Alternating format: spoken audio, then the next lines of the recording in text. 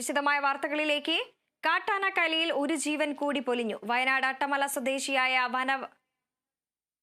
ആദിവാസി യുവാവ് ബാലനാണ് കാട്ടാനാക്രമണത്തിൽ കൊല്ലപ്പെട്ടത്. ഏതാനും ദിവസം മുൻപ് വയനാട് നൂൽപ്പുഴയിലും കാട്ടാനാക്രമണത്തിൽ ഒരാൾ കൊല്ലപ്പെട്ടിരുന്നു.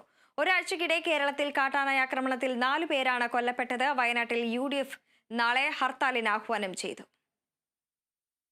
ഹാരിസൺ മലയാളം പ്ലാന്റേഷന്റെ തേയില എസ്റ്റേറ്റിനുള്ളിലെ വഴിയിലാണ് ബാലനെ ആന ചവിട്ടിക്കൊന്ന നിലയിൽ കണ്ടെത്തിയത്. ഇന്നലെ രാത്രിയിലാണ് ബാലനെ ആന ആക്രമിച്ചത്. ഇന്നലെ ചൂരൽമല അങ്ങാടിയിൽ നിന്നും വീട്ടിലേക്ക് സുഹൃത്തുക്കൾക്കൊപ്പം ബാലൻ പോയതാണ്. ഇന്ന് രാവിലെ പണിക്ക് പോകാൻ എത്താത്തതിനാലാണ് മറ്റുള്ളവർ ബാലനെ അന്വേഷിച്ചത്. ഇതിനിടയിലാണ് ബാലന്റെ മൃതദേഹം കണ്ടത്.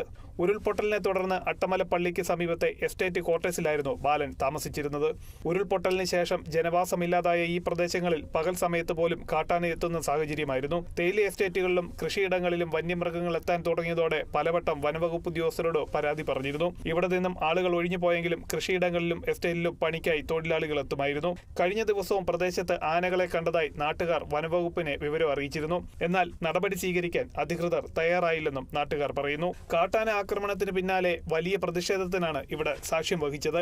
വന്യജീവി ആക്രമണത്തിൽ ആളുകൾ കൊല്ലപ്പെടുമ്പോൾ സർക്കാരും വനവകുപ്പും നോക്കുകുത്തികളായി നിൽക്കുകയാണെന്ന ആരോപണവുമായി താമരശ്ശേരി, കാഞ്ഞിരപ്പള്ളി രൂപതാ ബിഷപ്പുമാരും രംഗത്ത് വന്നു.